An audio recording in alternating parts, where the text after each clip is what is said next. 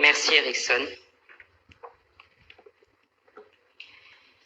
60 ans que nous nous définissons en fonction de critères qui nous sont étrangers. Régime pluraliste, régime de parti unique, régime libéral, régime communiste, régime socialiste, mais où est le régime adapté aux pays africains dans tout cela? 60 ans de mascarade électorale, tenez-vous bien, entre 1960 et 1989, sur 102 élections présidentielles, le président en exercice a remporté les élections avec en moyenne 92%. Les partis du pouvoir ont obtenu en moyenne 83% des voix. Et dans 29 pays sur 47 en Afrique, les partis d'opposition n'ont jamais été représentés. Et nous parlons de démocratie. Plus de 60 ans d'instabilité. Sur 486 coups d'État tentés depuis 1950 dans le monde, 214 dont 106 réussis ont eu lieu en Afrique, soit un coup d'État par an dans au moins 2 États africains. Plus de 30 ans que nous copions le système de démocratie à l'occidental, 30 ans de résultats électoraux douteux, de crise post-électorale, de gouvernance inefficace. 30 ans de dépenses exorbitantes dans un océan de misère où le minimum n'est pas assuré. 125 milliards de dollars ont été dépensés entre 2000 et 2018 en Afrique subsaharienne pour organiser des élections. Combien d'hôpitaux, combien d'écoles, combien d'infrastructures aurait-on pu construire avec cela? 30 ans d'exercice de pouvoir par des dirigeants plus préoccupés par leur propre survie que par le bien-être de leur peuple. Des dirigeants illégitimes aux yeux des citoyens et cherchant plutôt à maintenir des systèmes autocratiques. Plus de 60 ans de désillusion, de perte de confiance, de mauvaise gouvernance et de stagnation économique. Il suffit de regarder les pays qui ont accédé à l'indépendance au même moment que nous et voir le niveau de vie de leurs citoyens aujourd'hui. Singapour, la Corée du Sud par exemple. Il suffit de regarder le niveau de vie de certains pays auxquels il n'est pas systématiquement rappelé l'importance de la démocratie. Les Émirats arabes unis, par exemple. Qu'est-ce qui est finalement important pour nous, Africains? Copier les autres ou tracer notre propre voie vers nos aspirations profondes? C'est la question. Bonjour à toutes et tous.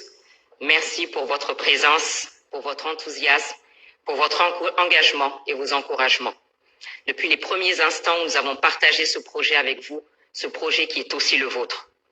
Signe que nous ne sommes pas trompés. Il faut que la situation de notre continent change.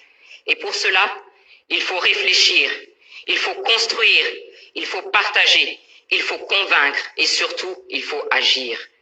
Car si nous ne le faisons pas, personne ne viendra le faire à notre place. Je viens de vous décrire la situation qui est inacceptable. Illégitimité, rupture constitutionnelle, 3e mandat, crise politique, absence de décollage économique inclusif. Le système de gouvernance n'est pas adapté, c'est un fait. Les modèles plaqués ne fonctionnent pas. Si le but est la gestion vertueuse de la cité par des dirigeants légitimes vers le progrès inclusif, alors il faut accepter, comme le disait Amadou Hampâté-Bâ, que les hommes peuvent atteindre un but commun sans emprunter les mêmes voies. Il est temps de changer, de nous réinterroger et d'élaborer notre propre réponse, celles qui nous sont adaptées. Surtout que nous avons un riche passé, ne serait-ce que l'organisation de nos empires et royaumes. Et n'oublions pas de rappeler à ceux qui sont prompts à la dénonciation à géométrie variable de la question des droits de l'homme que nous, Africains, avons été les premiers à proclamer les droits de l'homme et du citoyen dans la charte du Mandé de 1236. Dans la commission gouvernance et institutions, nous avons travaillé sur plusieurs thèmes que nous avons déclinés en faits. Nous versons au débat nos pistes de réflexion pour être complétés, pour être enrichis, adaptés, car nous sommes conscients que l'Afrique est plurielle. Parce qu'une chose est sûre, il faut changer et il faut bien commencer quelque part. Nos pistes de réflexion sont faites sans tabou et de manière constructive. Nous nous interrogeons sur ce qui ne fonctionne pas, notamment la question de la légitimité de nos dirigeants. Ils sont élus sur le papier à l'issue de processus dont la transparence peut clairement être mise en doute dans plusieurs cas. Il est normal qu'à la moindre crise, ils ne bénéficient d'aucun soutien de la population et soient balayés parce que considérés comme illégitimes. D'autant plus que dans plusieurs États africains, nous avons des monarques qui règnent sans contre-pouvoir, sinon sur le papier, et ne rendent pas compte. Le débat sur la limitation des mandats qui nous a été imposé est une autre piste de réflexion. Est-il adapté à notre situation actuelle, nous, Africains? Chaque 5 ans, chaque 7 ans, ce sont des violences électorales, des coups d'État constitutionnels. Est-ce la priorité dans des États en crise comme les nôtres? Et ceux qui nous insufflent cette obligation ne se sont pas gênés pour ignorer superbement cette disposition constitutionnelle lorsque eux-mêmes étaient en crise. Souvenez-vous du président Roosevelt des États-Unis, élu pour 4 mandats, et je ne parle pas du général de Gaulle, président de 1958 à 1969. Nous voyons tous la situation de nos États. Pourquoi ne pas dépasser ce débat et se poser les vraies questions qui sont: comment désigner des dirigeants qui gouverneront et travailleront uniquement au service d'une vision partagée? Autrement dit, qu'est-ce qui est important pour nous, Africains? Est-ce que ce n'est pas ce qu'on fait du mandat et non sa durée? Et face à un dirigeant dont le pouvoir dévie, il faut avec responsabilité réfléchir aux mécanismes de destitution, des mécanismes connus de tous et encadrés. Parce qu'actuellement, vous l'aurez constaté, le mode de destitution le plus utilisé est le coup d'État. Les coups d'État, parlons-en. Un proverbe malien dit qu'après une chute, ne t'intéresse pas au lieu de ta chute, mais à ceux qui t'a fait tomber. Au-delà des condamnations quasi automatiques, ne faut-il pas s'interroger sur la cause de ces coups d'État? Et pourquoi ils suscitent à chaque fois un espoir de changement pour nos populations? Mais également, ne faut-il pas que nous arrêtions les faux fuyants et que nous considérions la question de l'armée, qui est clairement un acteur à part entière dont il faut définir le rôle.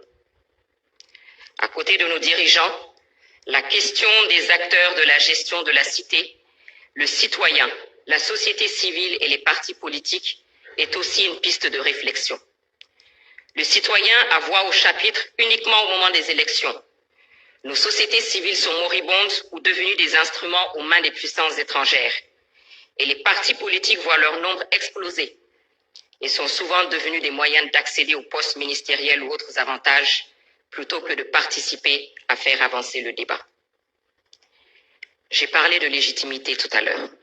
Justement, ceux qui en bénéficient sont nos légitimités traditionnelles, dont la place est connue, acceptée, respectée de tous. Ne devrions-nous pas leur redonner leur place, les remettre au centre, à équidistance des jeux politiques et assurer leur indépendance financière? Ces pistes de réflexion sur lesquelles nous travaillons concernent donc nos institutions internes, bien entendu, mais cela est valable pour nos institutions régionales et sous-régionales. En zone francophone, les résultats de ces institutions sont plus que mitigés quand elles ne sont pas sous la coupe d'influence et d'agendas étrangers. Sinon, comment expliquer que les décisions de ces institutions dites africaines soient annoncées depuis une capitale européenne? Ou alors que les chefs d'État de ces institutions soient invités par un chef d'État européen à tenir leur sommet dans une ville américaine?